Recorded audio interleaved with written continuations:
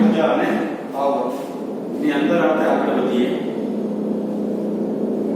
તો પહેલો ટોપિક છે કાર્ય.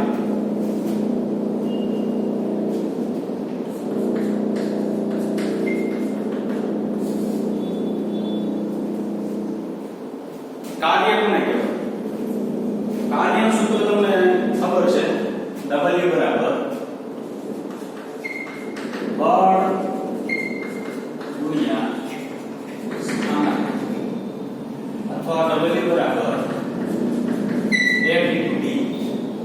એક બળ અને D શું કહેવાય? સ્થાનાંતર. કોઈ પદાર્થ ઉપર તમે બળ લગાડો ત્યારે તે પદાર્થ કાંઈક સ્થાનાંતર કરે તો એ પદાર્થનું શું થયું કહેવાય? કાર્ય થયું કહેવાય એવું કહી શકાય. ધારો કે હું એક ઉદાહરણ લઉં છું. મારી પાસે ધારો કે એક સમસ્થિતિ સપાટી પર એક બ્લોક પડેલો છે.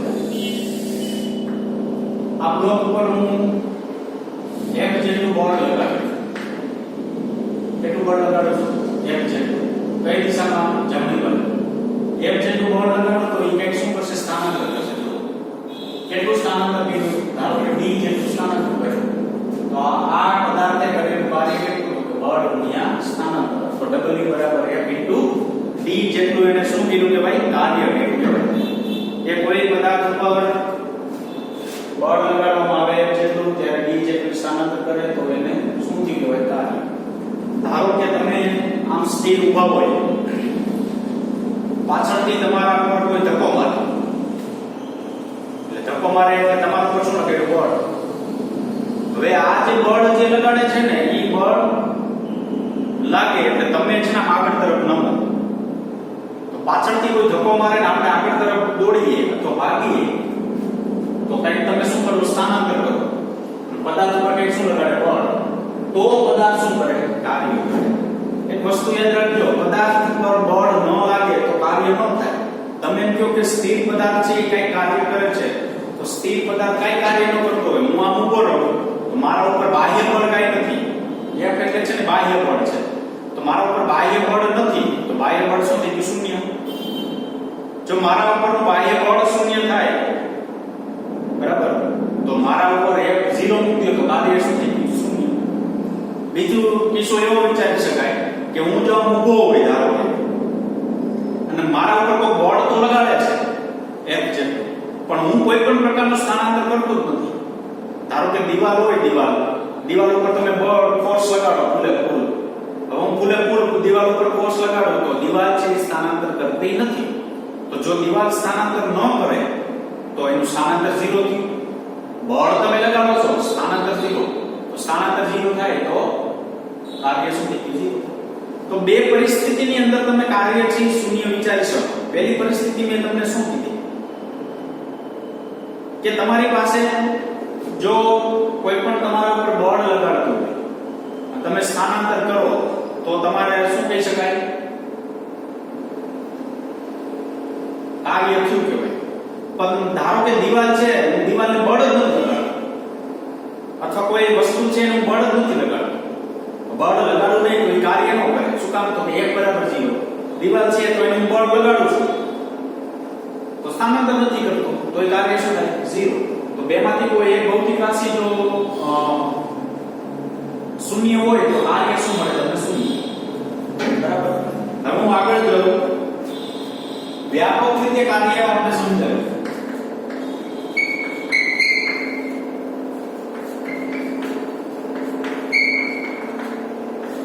કેવી રીતના?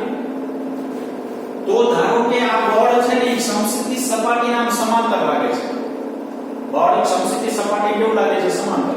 ધારો કે હું એવું બળ પસંદ કરું કે એક સમસ્થિતિ સપાટી પર બ્લોક પડ્યો છે. આ જે બ્લોક છે એના પર બળ લગાડીને બ્લોક અહીંયા પહોંચી જાય છે. તે દરમિયાન બ્લોકે કરેલું સ્થાનાંતર આપણી પાસે ધારો કે સ્મોલ d જેટલું છે. હવે બળ કેવું છે કે આ પદાર્થ પર લાગતું બળ નથી સમસ્થિતિ દિશાને લંબ. આમ કે ત્રાસ લાગે છે.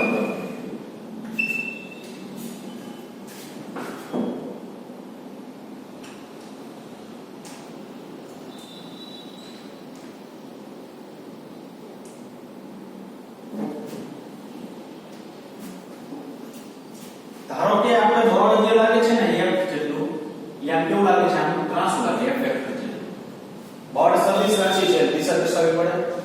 જો અહીં બળ છે ને સમસિદ્ધ દિશાના આમ સમાંતર, અહીં બળ એવું લાગે સમસિદ્ધ દિશાના સમાંતર એને લાગતું અને લંબ એને લાગતું.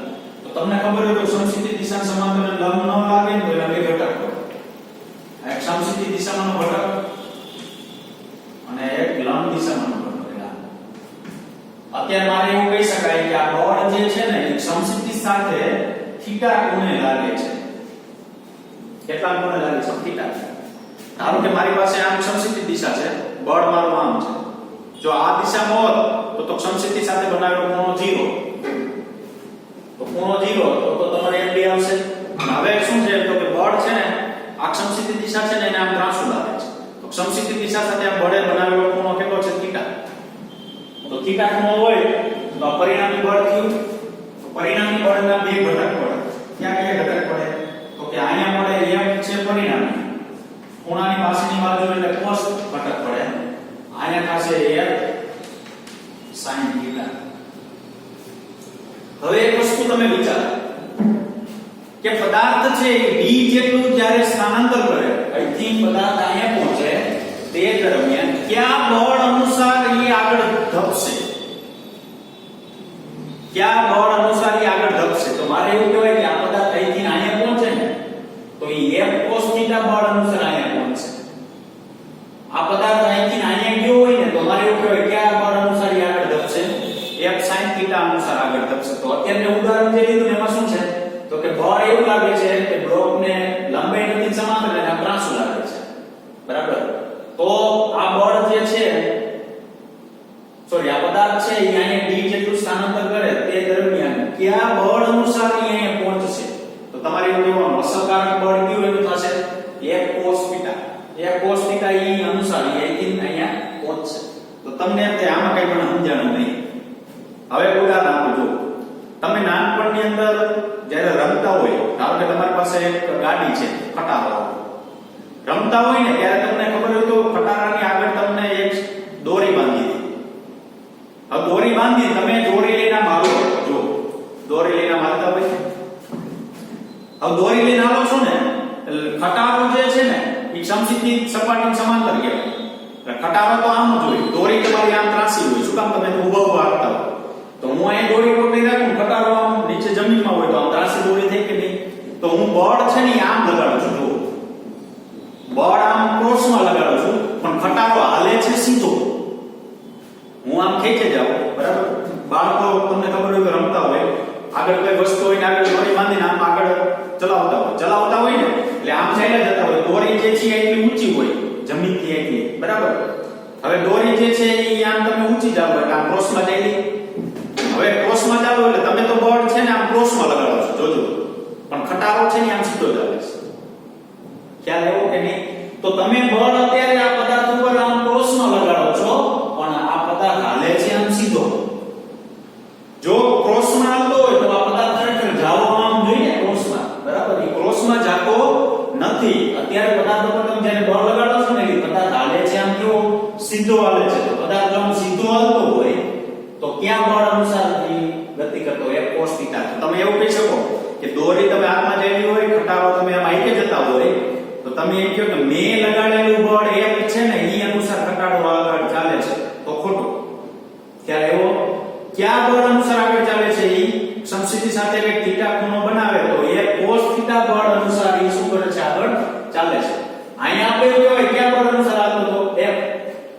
ધારો કે તમે કોઈ ફોર વ્હીલ છે, આ ફોર વ્હીલ ની દોરી બાંધો અને તમે એક્ઝેક્ટ ફોર વ્હીલ ની દોરીને તમે બળ કરો છો એટલે સીધું હોય તો કોઈ ઘટક ન પડે. એ આ વસ્તુ થઈ ગયું. તમે ઊભા હોય ફોર વ્હીલ ની દોરી બાંધીને આમ ખેંચો સીધી તો એ સીધી ચાલશે. પણ તમે બળ આમ લગાડો છો ઘટાડો સીધો હાલે ને ત્યારે એનું અસરકારક બળ કોણ થશે? f cos θ. તો અહીં અસરકારક બળ તરીકે cos ઘટક કામ કરશે, sin ઘટક કામ કરશે નહીં. બરાબર? તો મારે કાર્યનું વ્યાપક સમીકરણ જો લખવું હોય તો કાર્યનું વ્યાપક સમીકરણ હું શું લખી શકું? સ્થાનાંતર માટે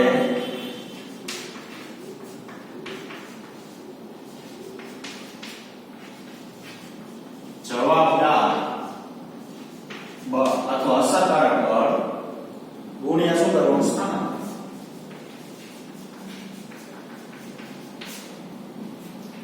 ટૂંકમાં આપણી પાસે બળ ગુણ્યા સ્થાનાંતર એવો ટોપિક છે કાર્ય એટલે, બરાબર? તો સ્થાનાંતર માટે જવાબદાર બળ, તો જો તમે બળ ખરેખર આમ લગાડો છો પણ જવાબદાર બળ છે કોણ? F cos θ. અને સ્થાનાંતર તો કેટલું કરે છે? અહીંથી અહીં સુધીનું એટલે કેટલું કરે? d. તો હું અહીં કિંમત મૂકું તો w ને કાર્ય કહેવાય. તો સ્થાનાંતર માટે જવાબદાર બળ કોણ?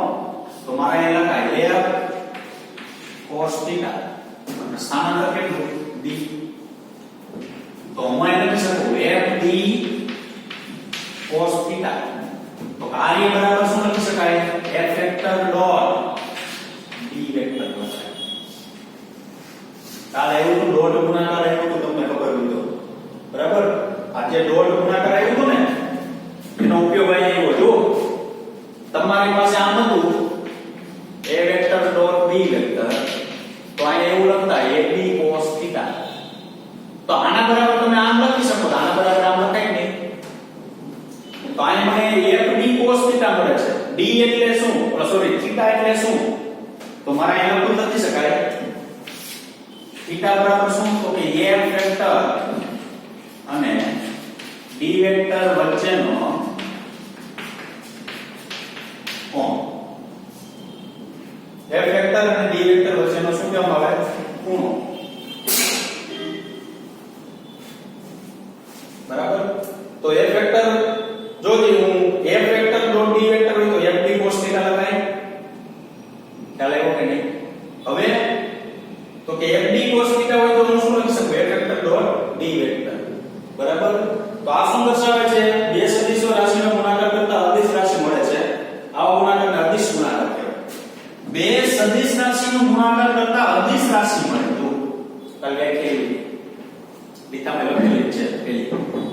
બે સદિશ રાશિનો ગુણાકાર કરતા અદિશ રાશિ મળે તો એને શું કહેવાય? સદિશ અદિશ ગુણાકાર. અને બે સદિશ રાશિનો ગુણાકાર કરતા સદિશ રાશિ મળે તો એને સદિશ ગુણાકાર કહેવાય. કાલ આપણે કીધું હતું, ખબર હતું, બરાબર? તો અહીં બે સદિશ રાશિ છે એનો ગુણાકાર કર્યો મળે છે શું? અદિશ. કાર્યની દિશા હોય યાદ રાખજો, કાર્ય જે છે એની દિશા હોતી નથી. હું એમ કહું મેં આ કામ કર્યું તો એની હું દિશા કયો લે? કાલ કીધું દળ હોય તો દળની દિશા હોતી નથી, બરાબર? તો બે ભૌતિક રાશિ જો સદિશ હોય અને પરિણામ જો અદિશ મળે તો એ અદિશ ગુણાકાર એટલે ડોટ ગુણાકાર.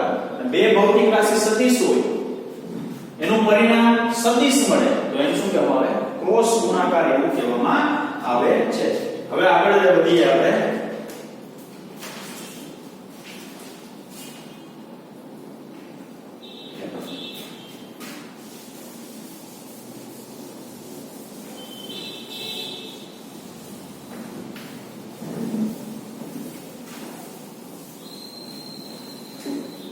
ચાલો,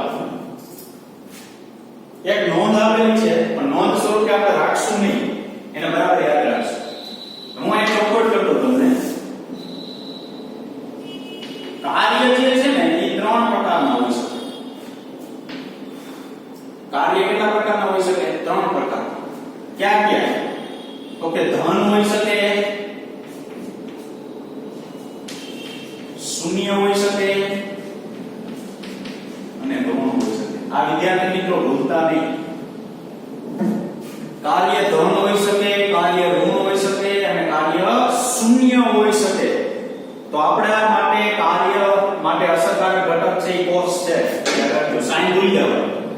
sin કે અદિશ રાશિ હોય ને તેમાં કે sin નો ઉપયોગ નહીં થાય અને સદિશ રાશિ હોય ને એમાં કે cos નો ઉપયોગ નહીં થાય. આ બે વસ્તુ યાદ રાખવાની. તો બધી જગ્યાએ આપણે શું લેશું? cos જ લેશું. કારણ કે આપણી પાસે અસરકારક બળ કેટલું આવ્યું? W બરાબર fd cos θ એવું આવ્યું, બરાબર? હવે હું ધન પેલા કાર્ય મેળવું, પછી ઋણ કાર્ય મેળવું, પછી શૂન્ય કાર્ય મેળવું, પછી શું મેળવું? ઋણ કાર્ય. તો સૌપ્રથમ ઉદાહરણ લેશું હું પેલા ધન કાર્ય. જો કાર્ય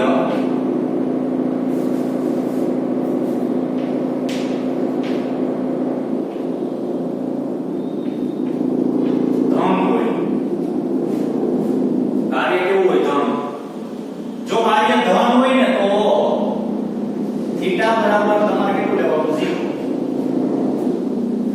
θ બરાબર શું લેવાનું?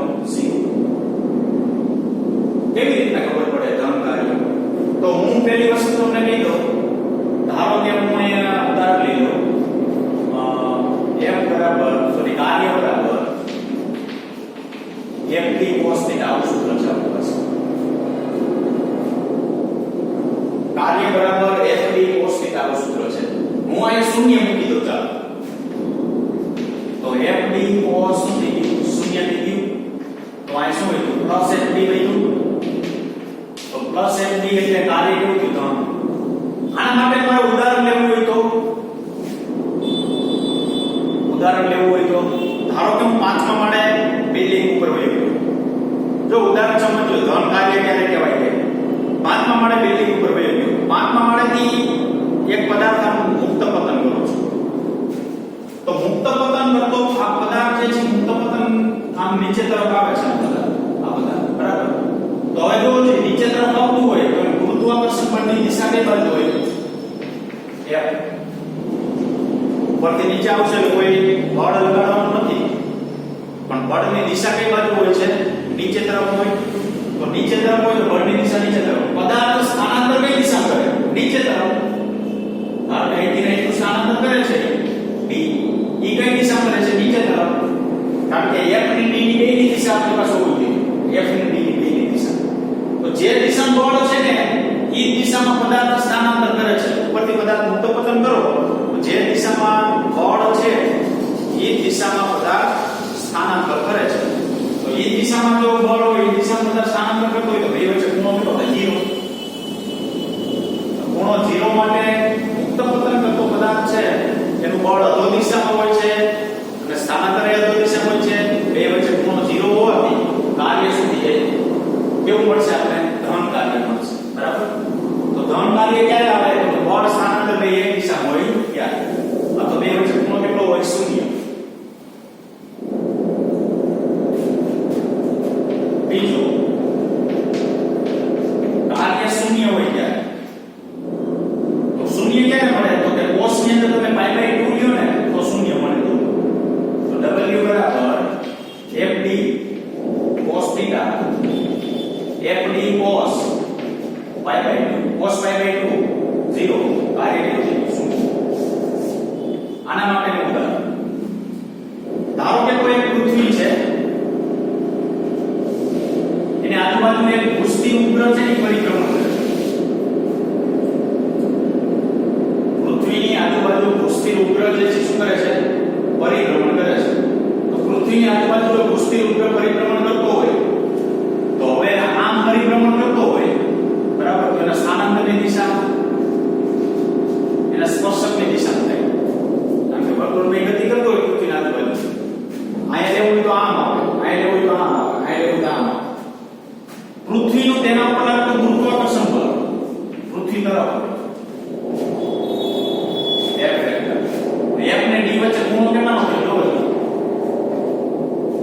પાઈ બાય 2 જેટલો થયો પૃથ્વી દ્વારા એના ઉપર લાગતું ગુરુત્વાકર્ષણ બળ પૃથ્વી તરફ ફરે છે વર્તુળની ગતિ કરે છે સ્થાનાંતર સ્પર્શકની દિશામાં બે વચ્ચે ખૂણો કેટલો 0 સોરી ખૂણો કેટલો પાઈ બાય 2 કાર્ય કેટલો થાય 0 તો પૃથ્વીની આજુબાજુ કોઈ ઘૂસતી ઉપગ્રહ જો પરિભ્રમણ કરતો હોય તો તે દરમિયાન તેને કરેલું કાર્ય 0 ગણો તમને હવે કહી દો ચોખવટ કરી દો કોઈ પદાર્થની આજુબાજુ કોઈ ભ્રમણ કરતો હોય ને તેનું કાર્ય પૂછે ને શું કરી નાખવું 0 શું કામ તો કે સ્થાનાંતરની બળની દિશા એકબીજાને લંબ હોય છે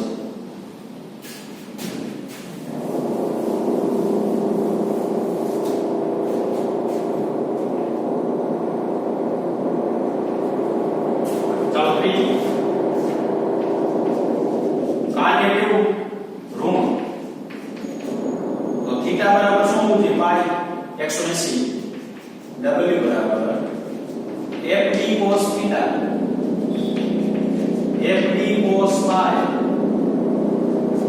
fd into minus 1 cos 180 minus fd કાર્ય કેવું ઋણ એના માટે ઉદાહરણ શું તો કે ઋણ કાર્ય માટે ઉદાહરણ એવું છે કે ધારો કે તમે ફોર વ્હીલ લઈને જાવ છો તો હું ફોર વ્હીલ લઈને આમ જતો હોય બરાબર તો ખરેખર ફોર વ્હીલ જે છે f વેક્ટર અને b વેક્ટરની દિશા બે એક દિશામાં થાય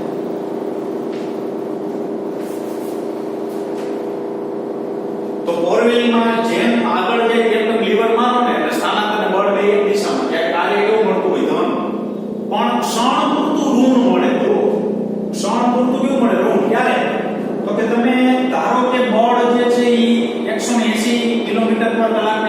તમે આમ જતા હોય ને અચાનક તમે બ્રેક મારો.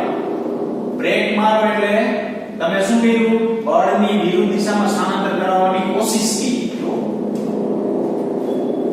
બળની વિરુદ્ધ દિશામાં સ્થાનાંતર કરાવવાની શું કરી? કોશિશ કરી. અથવા મારે એવું કેવું હોય કે એનું સ્થાનાંતર આમ છે પણ બળ તમે કેવું લગાડો છો એની વિરુદ્ધ દિશામાં, તો જ બ્રેક લાગે, નહીંતર બ્રેક ન લાગે. બળની દિશામાં તમે જો લીવર દીધા રાખો તો કાર્ય કેવું મળે? ધન. પણ સ્થાનાંતર અને બળ વિરુદ્ધ દિશામાં થાય ત્યારે કાર્ય શું થઈ જાય? ઋણ થઈ જાય. બરાબર? તો તમે ગાડી લઈ જતા હોય અચાનક બ્રેક મારો ને એટલે શું થયું? બળની વિરુદ્ધ કાર્ય થયું.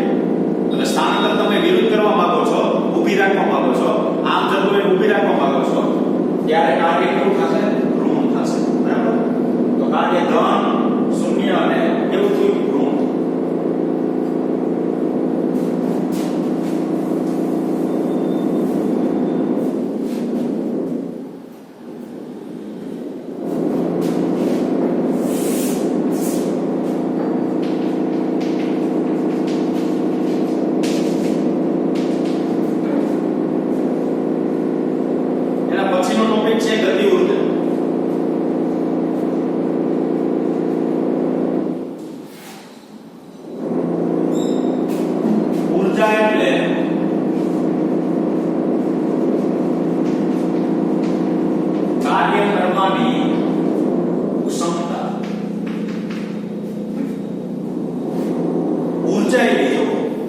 ગતિ ઊર્જા ખબર પડી ગઈ. ગતિ એટલે કઈ ગતિ કરવી જોઈએ, ઊર્જા એટલે કઈ અંદરથી કઈ એનર્જી મળવી જોઈએ. ઊર્જા કોને કહેવાય? કાર્ય કરવાની ક્ષમતા. તમે 5 દિવસ ખાતા નહીં લ્યો તો તમે કોઈ પણ પ્રકારનું કાર્ય ન કરી શકો. બરાબર? તો ઊર્જા એટલે કાર્ય કરવાની ક્ષમતા. તો તમારાની તમે જો જમો તો તમને કઈક ઊર્જા મળે તો તમે કઈક શું કરી શકો? કાર્ય કરી શકો. બરાબર? તમે ખાવાનું બંધ કરી દો 10 છે, બરાબર, કોઈ કાર્ય થાય નહીં. શું કામ? તો કાર્ય કરવાની ક્ષમતા છે ને એ શું થઈ ગઈ? ઘટી ગઈ. ખ્યાલ આવ્યો? બરાબર? તો ઊર્જા એટલે કાર્ય કરવાની ક્ષમતા. જે કાર્ય કરો તે દરમિયાન તમારી અંદર સંકળાયેલી ઊર્જા છે શું કહેવાય? એ ઊર્જા છે એને શું કહેવાય? એક પ્રકારનું કાર્ય કરવા માટેની એનર્જી કહેવામાં આવે છે. બરાબર? પદાર્થની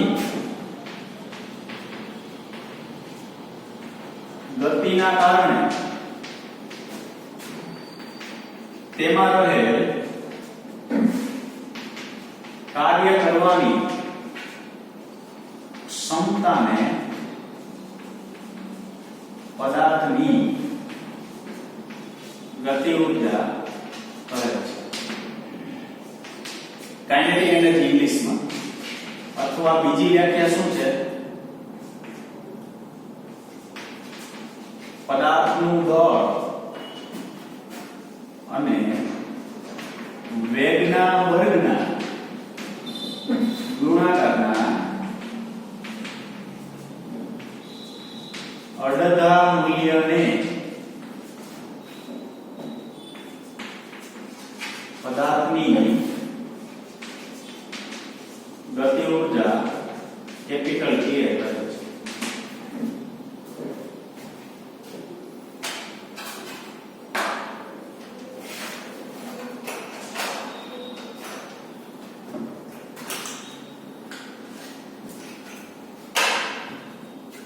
બે વ્યાખ્યા આપેલી છે. ઊર્જા એટલે કાર્ય કરવાની ક્ષમતા. પદાર્થ જે છે કેટલું કાર્ય કરે છે એની અંદર કેટલી ક્ષમતા રહેલી છે એ ઊર્જા.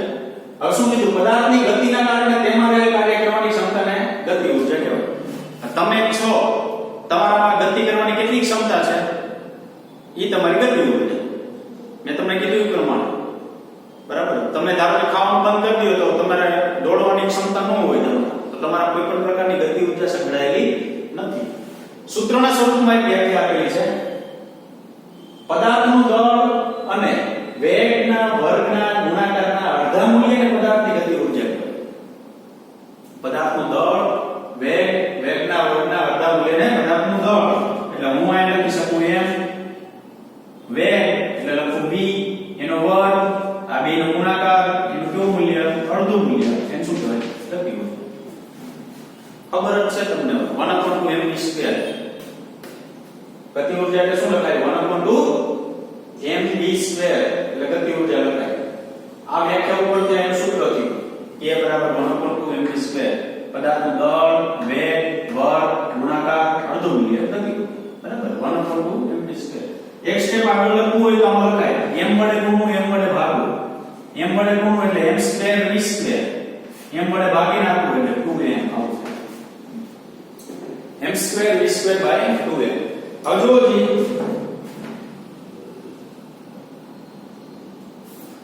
શું લખાય આના તો કે p સ્ક્વેર બાય 2m. કારણ કે p બરાબર mv વેગમાન લખાય, રેખીય વેગમાન. તો ગતિ ઉર્જાના તમારી પાસે બે સૂત્રો છે. આવું એક પારિમાણિક સૂત્રમાં આવી ગયું p સ્ક્વેર બાય 2m. બરાબર. ગતિ ઉર્જાના બે સૂત્રો થાય 1/2 mv સ્ક્વેર લખાય p સ્ક્વેર બાય 2m. આ દળ અને વેગના સ્વરૂપમાં છે, આ વેગમાન અને દળના સ્વરૂપમાં છે. ખ્યાલ આવ્યો? બરાબર. તો આ થયું ગતિ ઉર્જા. ગતિ ઉર્જા એટલે શું? તો કે ઉર્જા એટલે કાર્ય કરવાની ક્ષમતા. તમારામાં કેટલી કાર્ય કરવાની ક્ષમતા છે એને ગતિ ઉર્જા કહેવાય. પદાર્થની ગતિના કારણે તમારે કાર્ય કરવાની ક્ષમતા. આ ધારો કે ગાડી લઈ જતા હોય તો પેટ્રોલ પતી ગયું હોય તો ગતિ કરવા માટે કોઈ ઉર્જા નથી, પેટ્રોલ જ નથી, તો ગાડી આગળ ચાલી શકે નહીં. જે ક્ષમતા છે એ પદાર્થને શું કહેવામાં ગતિ ઉર્જા. આ સૂત્ર જે છે સૂત્રના સ્વરૂપમાં આ શું આપેલું છે? આપણે વ્યાખ્યા આપેલી છે. બરાબર. હવે આગળ વધીએ તો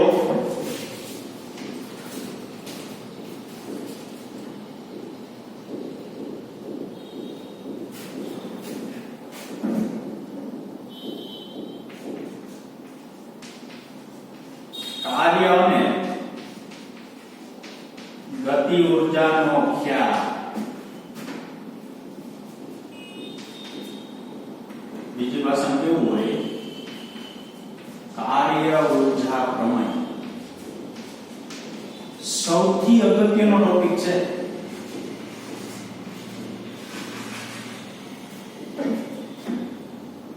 એક મિનિટ.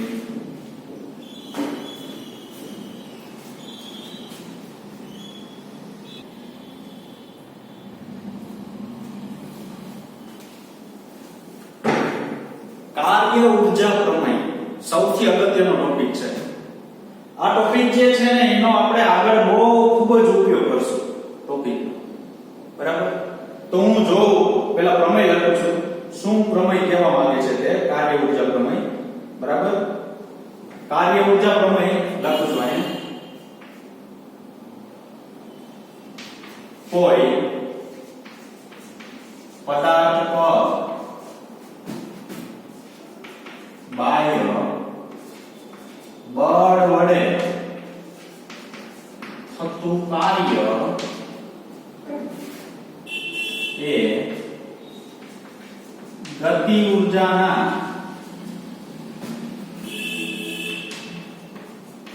ફેરફાર બરાબર હોય છે.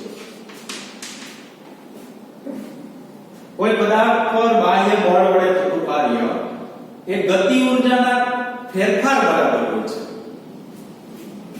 તો આના ઉપરથી હું જો આવું લખી શકું, બાહ્ય બળ વડે થતું ગતિ ઉર્જાના ફેરફાર બરાબર હોય એટલે બાહ્ય બળ વડે થતું કાર્ય એટલે W એ ગતિ ઉર્જાના ફેરફાર બરાબર હોય છે ડેલ્ટા K. પણ ખાલી ગતિ ઉર્જા બરાબર નહીં, ગતિ ઉર્જાના ફેરફાર બરાબર હોય છે. તો બાહ્ય બળ વડે થતું કાર્ય, જો બાહ્ય બળ કીધું યાદ રાખજો, હું અહીં ઊભો હોય બરાબર, મારા બળથી હું આગળ વધું ને ઈ નહીં, કારણ કે મારામાં એક ગતિ કરવા માટેની ક્ષમતા હોય છે. મારા બળથી જો હું આગળ વધું ને અને જે કાર્ય મળે ઈ નહીં. હું અહીં ઊભો હોય, મને પાછળથી કોઈ બળ લગાડવું જોઈએ. જો હું અહીં ઊભો હોય ને મને પાછળથી કોઈ બળ લગાડતું હોવું જોઈએ ને તે કાર્ય લેવાનું છે. એટલે આ શબ્દ છે ને બાહ્ય બળ એ સૌથી અગત્યનો છે. પદાર્થ પર બાહ્ય બળ વડે થતું કાર્ય. પદાર્થ કોઈ હોય તો પોતાનો પદાર્થ આ ચોક છે, ધારો કે સજીવ છે, તો ચોક પોતે આમ આગળ ચાલી વઈ જાય ને ઈ કાર્ય નહીં. આ ચોક ઉપર હું બળ લગાડું એટલે કે આ ચોક ઉપર બાહ્ય બળ વડે શું થયું? કાર્ય. તો પદાર્થ ઉપર બાહ્ય બળ વડે થયેલું કાર્ય ગતિ ઉર્જાના ફેરફાર જેટલું હોય છે. અહીં એક આપણે ઉદાહરણ આપીએ.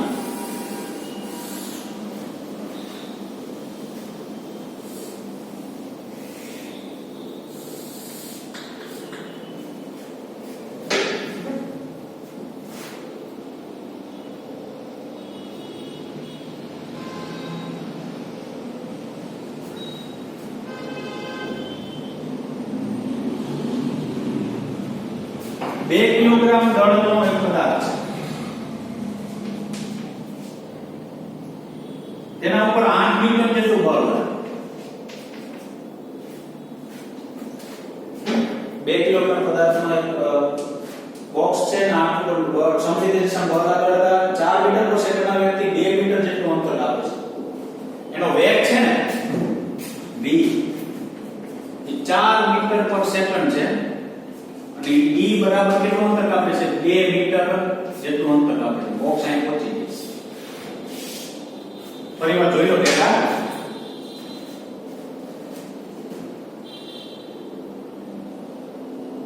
ઓકે હાલો બરાબર શું કીધું એક સમસીધી સપાટી પર એક બોક્સ પડેલું છે એ સમસીધી સપાટી ઉપર પડેલું બોક્સ છે એના ઉપર કંઈક બળ લાગે છે એ બળ છે ને કેટલું લાગે છે 8 ન્યૂટન જેટલું બળ લાગે છે કેટલું 8 ન્યૂટન જેટલું બળ લાગે એટલે તો સ્વાભાવિક છે કે આ પદાર્થ છે આગળ ધપે કેટલો ધપે છે 2 મીટર જેટલું આગળ જશે અંતર સ્થાનાંતર કેટલું 2 મીટર જેટલું પદાર્થનું દળ આપેલું છે પદાર્થ કંઈ પીળું હોય તો એનું કંઈક તેની સાથે સંકળાયેલું શું હોય છે દળે હોય છે અને વેગ કેટલો છે તો કે આમ જશે એટલે કંઈક એની પાસે વેગ એવું 4 મીટર પ્રતિ સેકન્ડ જેટલો શું છે એની પાસે વેગ છે સૌપ્રથમ પહેલા કાર્ય મેળવો ડબલ બળ ગુણ્યા શું લખાય સ્થાનાંતર તો બળ તમારી પાસે કેટલા ન્યૂટન છે 8 ન્યૂટન સ્થાનાંતર કેટલું 2 મીટર 16 જૂલ કાર્ય તો પદાર્થ છે પ્રારંભિક સ્થિતિથી અંતિમ સ્થિતિ એટલે 2 મીટર અંતર કાપે ને તે દરમિયાન કરેલું કાર્ય કેટલું 16 જૂલ આ છે કાર્ય હવે ગતિ ઊર્જાનો ફેરફાર ગતિ ઊર્જાનો ફેરફાર શું ડેલ્ટા કે k2 માઈનસ શું લખાય k1 k2 minus k1 1/2 m v2 square minus 1/2 m v1 square યાદ રાખજો વિદ્યાર્થી મિત્રો કે જ્યારે બોક્સ છે એ અહીંથી 2 મીટર અંતર કાપીને અહીં પહોંચી જાય તે દરમિયાન તેની પાસે દળમાં કઈ ફેર નહીં પડે બરાબર પણ બોક્સ છે સ્થિર સ્થિતિમાં જ્યારે ઊભું હોય ત્યારે સ્થિર સ્થિતિમાં જ્યારે ઊભું હોય ત્યારે શું થાય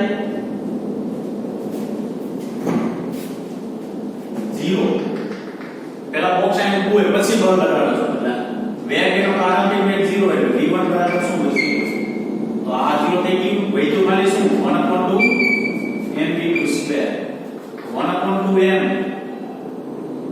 અહીંયા હું ફોર્મ કરતા 1 પૂર્ણ કરતો આ અંતિમ માઈનસ અહીં પ્રારંભિક લાઈન b0 એટલે ક્યાં બરાબર આ 0 લાઈન વાળી b લખાય b તો આપણી પાસે છે તો 1/2 m v સ્ક્વેર હોય તો m કેટલું છે જોવો જી 2 કિલો વેગ કેટલો છે 4 એટલે કેટલો થાય 16 તો 32 બાય 2 એટલે કેટલું થયું 16 અહીં કાર્ય ઊર્જા પ્રમેય અનુસાર W બરાબર ડેલ્ટા K